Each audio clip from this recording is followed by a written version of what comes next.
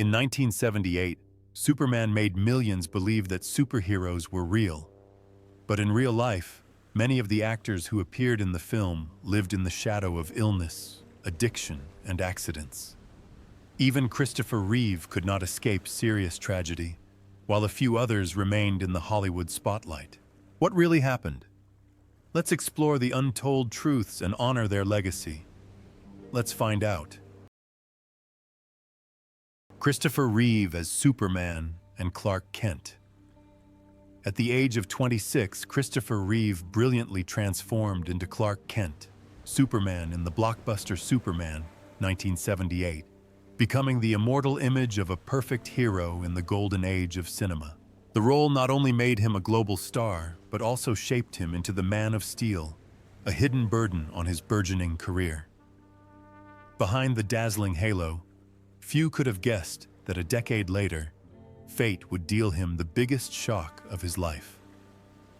Born on September 25, 1952 in Manhattan, New York, Christopher Reeve was at the peak of his career and enjoying a fulfilling life with his wife Dana Morosini when tragedy struck on May 27, 1995. During a rodeo in Culpeper, Virginia, his horse suddenly stopped, throwing Reeve forward, his head slamming into the ground. The accident broke 2 vertebrae in his neck, leaving him quadriplegic and unable to breathe on his own. Overnight, the hero of a generation was bedridden, completely dependent on machines. Yet Dana remained by his side, never leaving him, becoming his only support and a courageous voice that gave him spiritual strength for the next 9 years. Their love that seemed to end in tears became a bright light in Reeve's darkest days. On October 10, 2004, Christopher Reeve breathed his last at the age of 52 due to heart failure related to complications from a paralytic ulcer. His net worth at the time of his death was estimated at $10 million, but that figure could never measure the spiritual legacy he left behind. More than 900 people attended his funeral at Juilliard, including Robin Williams, Meryl Streep, and others who called him a hero. When he died, he still had his wedding ring on his hand, a symbol of his undying love for Dana, who passed away just 17 months later. Margot Kidder as Lois Lane. At the age of 30, Margot Kidder brought Lois Lane to life in Superman, 1978, a sharp, courageous, and charming reporter for the Daily Planet. With her bright eyes and distinctive voice, Kidder was not only the perfect partner for Christopher Reeve, but also became the model for countless Lois Lanes to come. However, behind that Hollywood smile was a fierce, rebellious, and deeply troubled soul. Born on October 17, 1948 in Yellowknife, Canada, Margaret Ruth Kidder entered Hollywood with grace, charm, and a free-spirited nature. But the spotlight could not hide the darkness inside her. She was diagnosed with bipolar disorder at a young age, a condition that sent her into a vicious cycle of medication and self-destruction. In 1996, the nation was shocked when Kidder went missing for several days and was found, her hair disheveled, lying in the bushes in a stranger's yard. Despite her courageous return to the public eye, she has always carried a lingering pain from her illness, the pressures of fame, and the untold stories of her life that Hollywood has never told. In her later years, she lived a reclusive life in Livingston, Montana, surrounded by mountains and wolves, whom she regularly fed from her back porch. She once said that if she died, she should be wrapped in a bedsheet and let the wolves carry her away. On May 13, 2018, Margot Kidder died at the age of 69. The cause was later confirmed to be an intentional overdose of drugs and alcohol, a death that was ruled voluntary, although it remains a matter of debate among family and friends. Her net worth is estimated at $3 million. Perhaps the most beautiful image in the memories of those who loved her is that of Margot alone in the Montana wilderness, touching the fur of a wolf with a smile that was both wild and gentle. Gene Hackman as Lex Luthor. At the age of 48, Gene Hackman left a lasting impression with his legendary villain role as Lex Luthor in Superman 1978, a cunning, ruthless, and extremely intelligent role, directly confronting the symbol of justice, Superman. At that time, Hackman was already a veteran actor in Hollywood, an Oscar winner and known as one of the toughest guys on screen. But no one could have guessed that nearly half a century later, he would enter the final chapter of his life, a life of terrifying loneliness and mystery. Born on January 30th, 1930, in San Bernardino, California, Eugene Allen Hackman once said he felt like he was living in his own movie when his memory began to fail due to Alzheimer's. Years after retiring from the spotlight, Hackman lived in seclusion with his second wife, classical pianist Betsy Arakawa, in a secluded mansion in Santa Fe, New Mexico. But in February 2025, tragedy struck. Betsy died first, on the 11th, from a rare virus, and Hackman, suffering from severe heart disease and late-stage dementia, was no longer able to think or care for himself. Gene Hackman finally died on February 17, 2025, at the age of 95.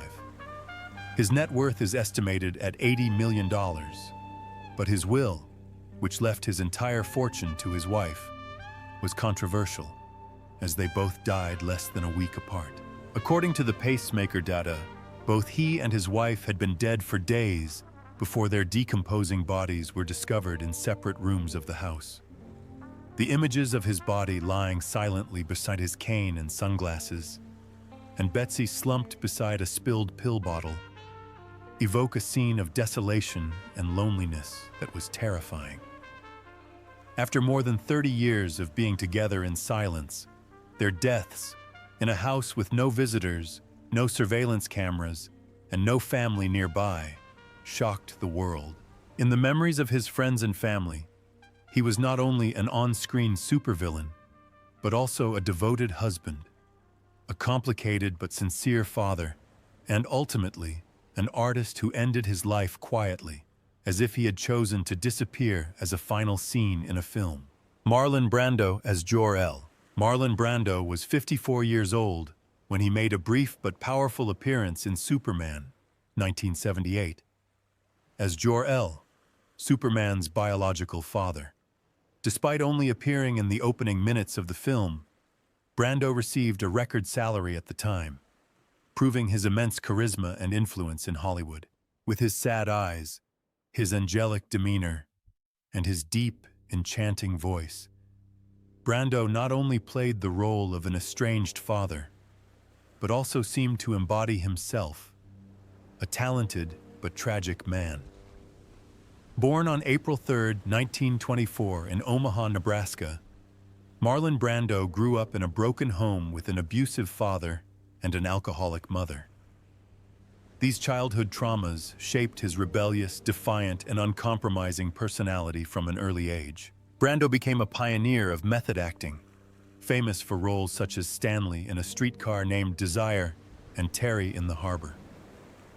But in real life, he was a true bad boy, known for his many complicated love affairs, sex addiction, food addiction, and shocking statements. He once claimed to have had homosexual experiences and was not ashamed of them. His family life was a series of tragedies, with his son, Christian, convicted of murdering his sister's boyfriend, and his daughter, Cheyenne, committing suicide in despair. These personal tragedies, along with numerous lawsuits and costly divorces, left Brando financially destitute in his later years. On July 1, 2004, Marlon Brando died in Los Angeles of respiratory and heart failure at the age of 80. At the time, weighing over 300 pounds, he lived in solitude and illness, although his net worth still hovered around $20 million. His life was a chaotic symphony of genius, desire, and profound loneliness. When Brando said, "I don't care what people think of me," he meant it, breaking every rule burning every standard and leaving an irreplaceable legacy in the history of cinema. Terence Stamp as General Zod. At 40, Terence Stamp struck fear into the DC universe as General Zod, Superman's most dangerous enemy, in Superman 1978. With his calm demeanor, cold eyes, and authoritative voice, Stamp not only stunned audiences, but also cemented his status as one of the most memorable villains of that era of cinema. However, behind those cold blue eyes was not just an alien dictator, but also a man torn between two worlds, the glitz of cinema and a painful inner life. Born on July 22, 1938 in East London, Terence Henry Stamp was the lover of legends such as Brigitte Bardot, Julie Christie, and Jean Shrimpton. His life was so turbulent that the tabloids followed his every move. But when Shrimpton left, Stamp was devastated. He disappeared from Hollywood, renounced fame, and sought refuge in ashrams in India, immersed in meditation and spiritual enlightenment. He said that at that time he no longer knew who he was outside the spotlight. Those years of seclusion transformed him, marking a strange turn from sex symbol to philosophical hermit. He later recalled with wry humor that he had been thrown off the horse of sex after 60 years of clinging to it, and felt relieved. As of 2025, Terence Stamp is 87 years old. He is still alive, still meditating, still wearing the 1968 suit as an immortal statement. His net worth is around $10 million, but no number can measure the mysterious presence he leaves in the hearts of his audiences. No more wild nights or villain roles. Stamp now chooses yoga over lust, tranquility over chaos. Jackie Cooper as Perry White. Jackie Cooper was 56 years old when he returned to the public eye once again as Perry White, the hot-tempered but principled editor of the Daily Planet in the 1978 Superman series. With his heartfelt performance and commanding presence, Cooper not only brought life to a classic supporting role, but also proved that a 1930s child star could survive in a changing Hollywood. Few knew that when he shouted, "The ghost of the great Caesar," he was also carrying with him a life of hardship, bitterness, and extraordinary resilience.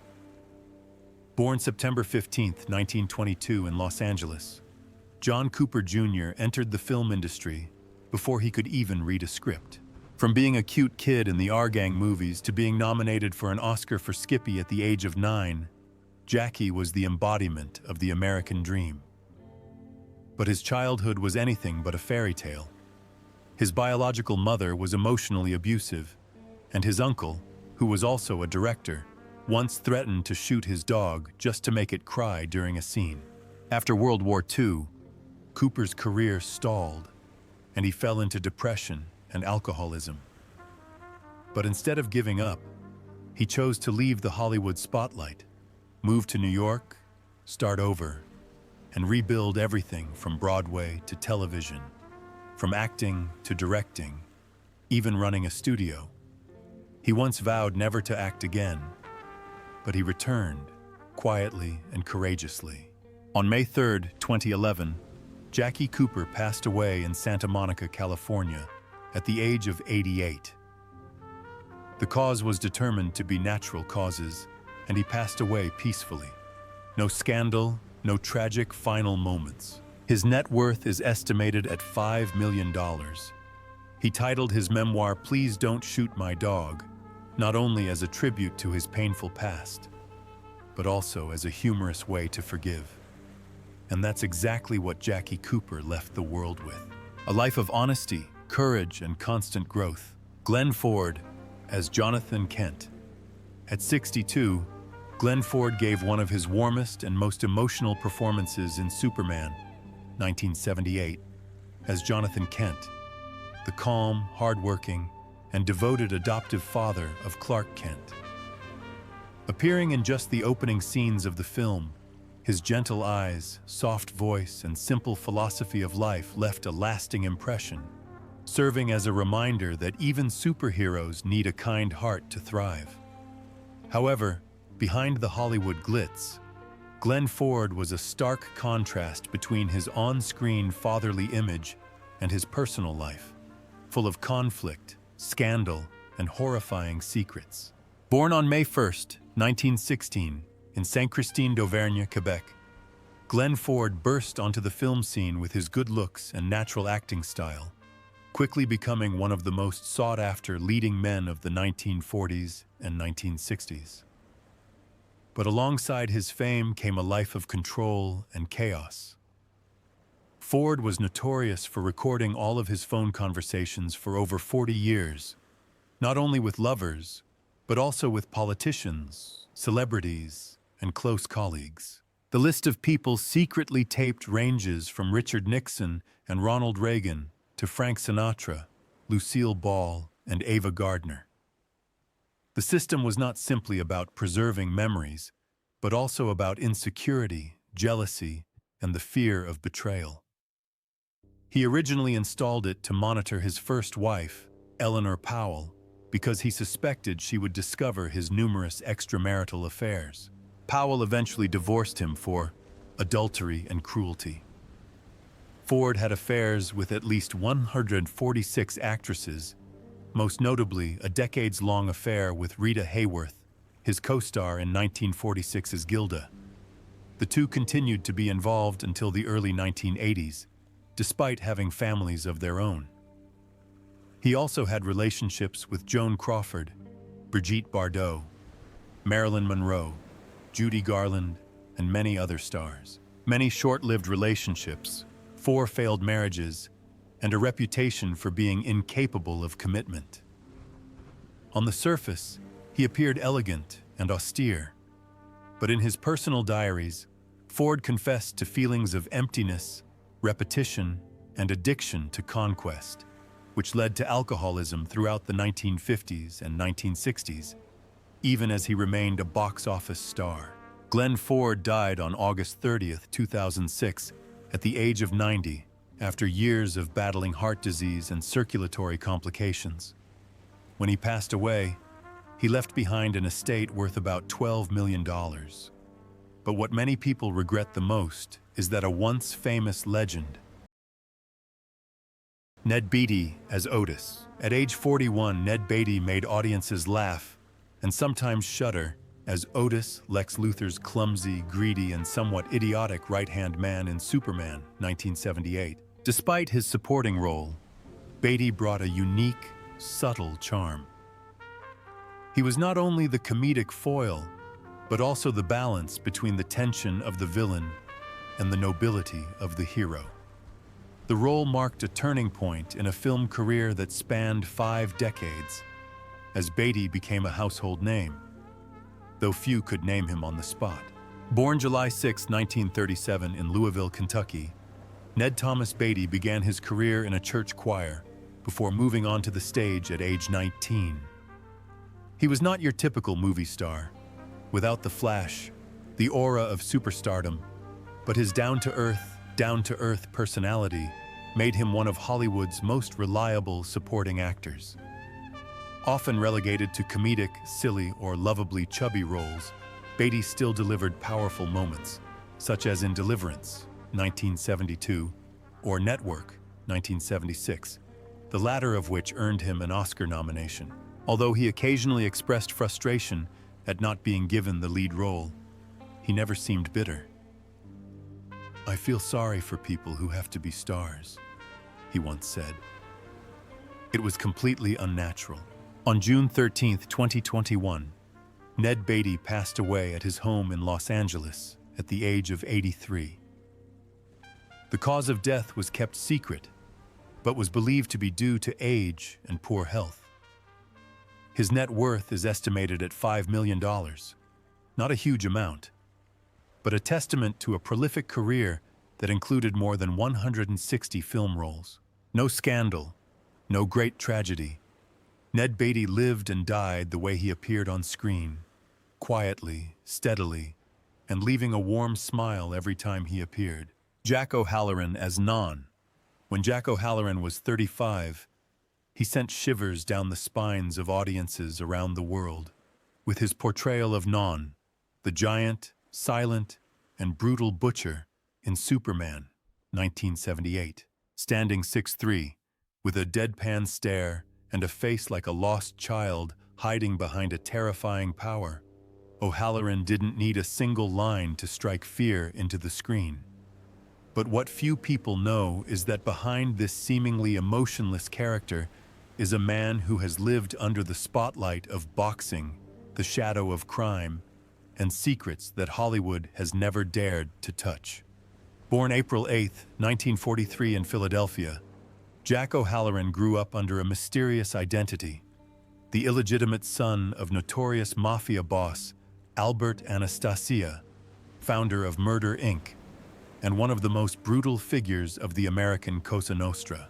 Though he was not raised openly in the underworld, O'Halloran was soon drawn into its web of power and violence, working as a law enforcement officer, guarding underground casinos, and profiting from illegal gambling operations linked to boxing. For a time, he seemed destined to inherit his father's criminal legacy. But internal conflicts, betrayals from his associates, and a near-fatal purge forced him into hiding for a time in Boston. That was the turning point. Leaving the underworld was not easy. He was hunted, cut off from all contact, and left with almost nothing.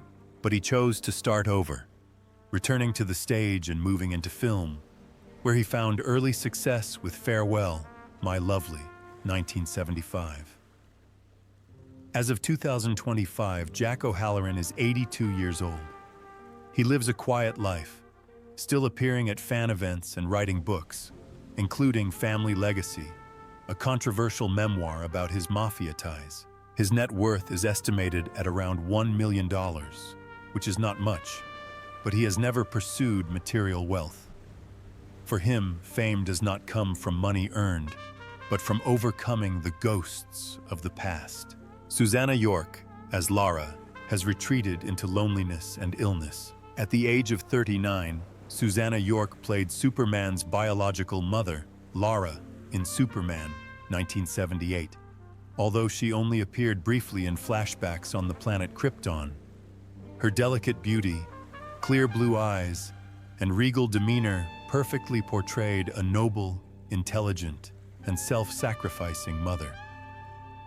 However, behind the Hollywood glamour, Susanna York's real life was filled with quiet sadness, not because of scandals, but because of the painful silence she endured until the end of her life. Born in 1939 in Chelsea, London, Susanna came from a prominent family and was raised in an intellectual environment.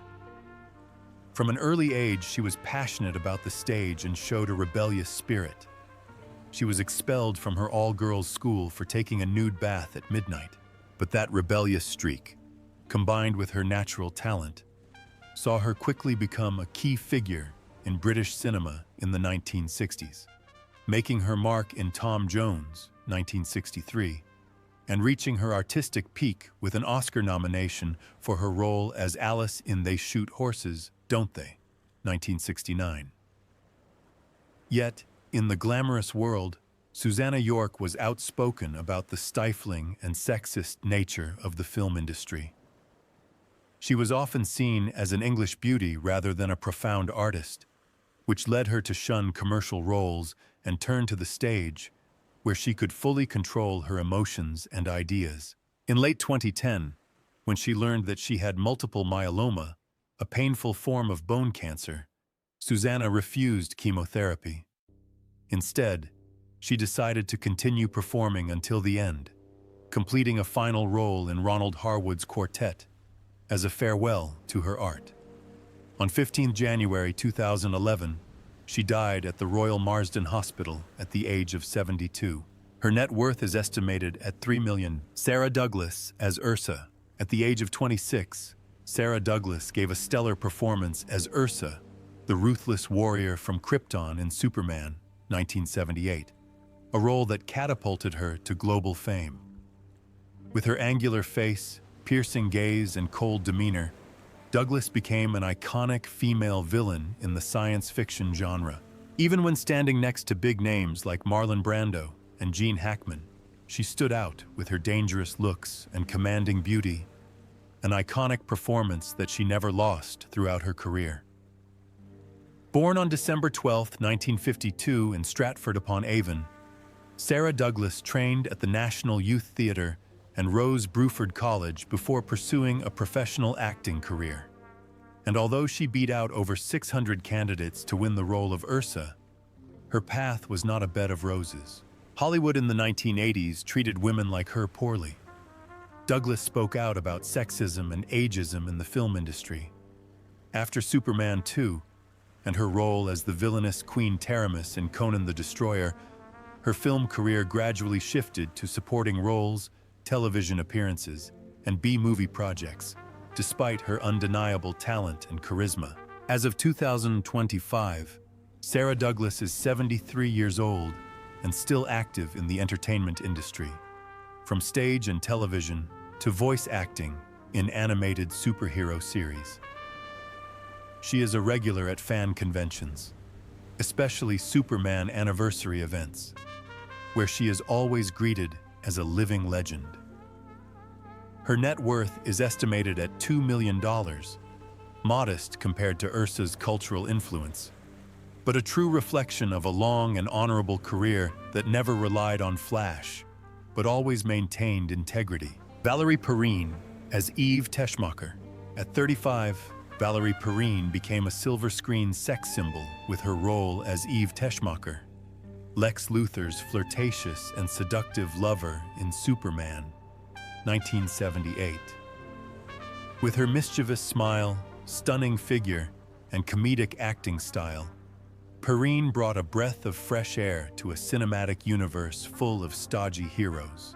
Although it was a supporting role, it was one of her last major high points before her career was slowly eroded by bad choices and a Hollywood that increasingly ignored women past their prime. Born on September 3, 1943 in Galveston, Texas, Valerie Ritchie Perrine was considered a phenomenon of the 1970s. She made a strong impression with her role as Honey Bruce in Lenny, 1974, earning an Oscar nomination and a Cannes Award, a spectacular leap from Las Vegas stripper to leading lady.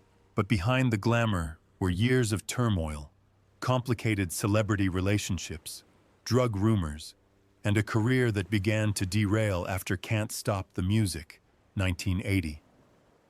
She narrowly escaped the Manson family massacre thanks to a last-minute shift change, a fateful detail that haunted her.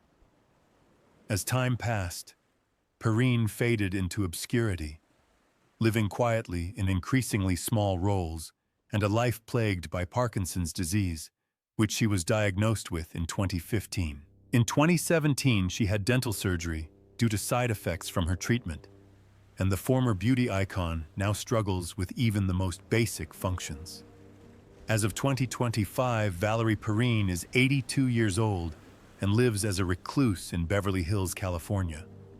Her net worth is estimated at $1 million, a modest figure given her once great fame. Her life was told in the 2020 documentary Valerie, where viewers watched as a once bright star was slowly consumed by time and illness. Yet despite the tremors of Parkinson's, she carried herself with a unique grace, the kind only someone who has seen the highs and the lows and lived to tell the tale can possess.